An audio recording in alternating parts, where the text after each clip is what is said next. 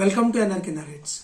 దళిత జాతిని ఉద్ధరిస్తానని మహాసేన అనే యూట్యూబ్ ఛానల్ స్టార్ట్ చేసి ఒక మూమెంట్ క్రియేట్ చేశారు మహాసేన రాజేష్.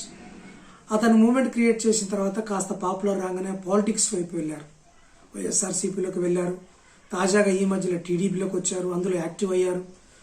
మరి ఒక పి గన్నవరం టికెట్ ఇచ్చారు, మళ్ళీ దాన్ని క్యాన్సిల్ చేశారు. ఇప్పుడు వారు మహాకూటమితోటి బీజేపీ అలాగే జనసేన టీడీపీ ఎలక్షన్లోకి వెళ్తుంది. ఇతనికి మాత్రం టికెట్ లేదు. ఇప్పుడు రీసెంట్గా మరొక టర్న్ తీసుకున్నారు మహాసేన రాజేష్. పవన్ కళ్యాణ్పై యుద్ధం ప్రకటించారు. రిజర్వేషన్లు రద్దు చేస్తామని మోడీ గారు ప్రకటించడం, అలాగే దళిత జాతుల్ని అవమానిస్తున్నారని, ఇటువంటి పరిస్థితుల్లో పవన్ కళ్యాణ్పై యుద్ధం చేస్తాం, మేము అవసరమైతే జగన్మోహన్ రెడ్డి గారికి ఓటేస్తాం తప్ప పవన్ కళ్యాణ్ గారికి ఓటు వేసే పరిస్థితే లేదు అన్నట్టుగా ఆయన మాట్లాడుతున్నారు. ఇన్ని టర్న్లు తీసుకున్నారు. గతంలో మొన్నటి వరకు జగన్మోహన్ రెడ్డి గారిని తిట్టకుండా తిట్టారు. చంద్రబాబు నాయుడు గారిని పొగిడారు. పవన్ కళ్యాణ్ గారు వీరుడు, శూరుడు, ధీరుడు అన్నారు. ఇప్పుడేమో మరొక టర్న్ తీసుకున్నారు. ఇన్ని ట్విస్ట్లేంటిరా బాబు, ఇన్ని టేకులేంటి, ఇన్ని టర్న్లేంటి? ఒకటి అలా అంటావు, ఒకటి ఇలా అంటావు, ఒకటి ఇలా అంటావు. పైపచ్చి ఏం మాట్లాడుతుందో తెలుసా? రాజకీయ నాయకులు ఇన్ని టర్న్లు, ఇన్ని టేకులు తీసుకున్నప్పుడు మరి మేము తీసుకోకూడదా అన్నట్టుగా మాట్లాడుతున్నారు. నిజంగా నువ్వు దళిత జాతిని ఉద్ధరించే విధంగా నువ్వు పాటుపడితే రిజర్వేషన్లు రద్దు చేస్తామని బీజేపీ అంటోంది, నరేంద్ర మోడీ అంటున్నారు. మరి టీడీపీ కూడా అందులో పాలు పంపులు పొందుకుంది కదా. మరి టీడీపీని ఎందుకు విమర్శించట్లేదు నువ్వు? జనసేనని ఎందుకు విమర్శిస్తున్నావు? పవన్ కళ్యాణ్ పైన నీ యుద్ధం ఎందుకు? చంద్రబాబు నాయుడు పైన మీ యుద్ధం వద్దా? దళిత జాతి అంతా చంద్రబాబు నాయుడుకి ఎందుకు ఓటు వేయాలి?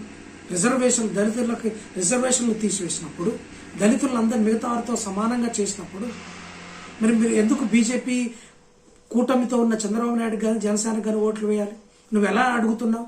ఒక పవన్ కళ్యాణ్ మీద యుద్ధం ఎందుకు? సరే చేస్తే చేసినావు కదా. మరి టీడీపీ పరిస్థితి ఏంది? ఇంకా నువ్వు టీడీపీలోనే ఉన్నావు. టీడీపీలో యాక్టివ్ మెంబర్గా ఉన్నావు. ఇంకా జై చంద్రబాబు అంటున్నావు.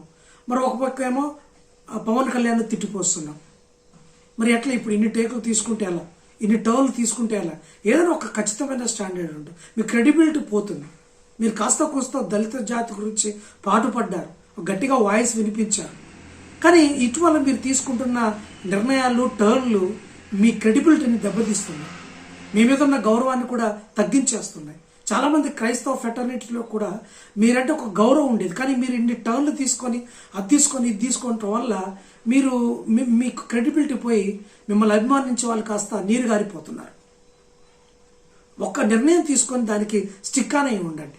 అలా స్టిక్ అని కాకుండా ఉంటే మీరు ఇబ్బంది పడతారు. దళిత జాతి కూడా మిమ్మల్ని నమ్ముకున్న వారు కూడా ఇబ్బంది పడతారు. నిజంగా ఒకవేళ అదే నిజమైతే పవన్ కళ్యాణ్తో పాటు చంద్రబాబు నాయుడు బీజేపీని కూడా విమర్శించండి. దళిత జాతికి ఒక అప్పీల్ చేయండి. వైఎస్ జగన్మోహన్ రెడ్డి గారికి ఓటు వేయండి, లేకపోతే వాళ్ళకి వ్యతిరేకంగా ఎవరికైనా ఓటు వేయండి అని చెప్పండి. అలా చెప్పరు. ఇప్పటికైనా మీరు ఆ టర్న్స్ మారండి. ఒక ఖచ్చితమైన నిర్ణయం తీసుకొని, మీకు టికెట్ రాలేదనో లేకపోతే ఇంకేదో కాదు, కానీ ఒక వాస్తవాన్ని మీరు గమనించండి. దళితులకు ఎవరు మేలు చేశారు? క్రిస్టియన్ మైనారిటీలకు ఎవరు మేలు చేశారు? ఎవరు చేస్తారు అనేది ఒక వీడియో చేయండి. వారే తీర్మానించుకుంటారు దళితులే. అలా చేయరు మీరు. మీ వ్యక్తిగత ప్రయోజనాలు లేకపోతే ప్యాకేజీ ప్రయోజనాలు ఇలాంటివి ఉంటాయని చాలామంది అంటున్నారు. మరి ఇలా మీరు చెప్పకపోవడం వల్ల అది నిజమే అనిపిస్తుంది. ఒకసారి ఆలోచించండి.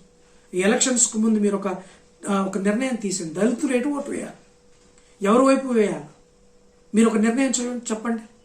పవన్ కళ్యాణ్పై యుద్ధం అంటున్నారు. మరి చంద్రబాబు నాయుడుకి ఓటు వేయాలా?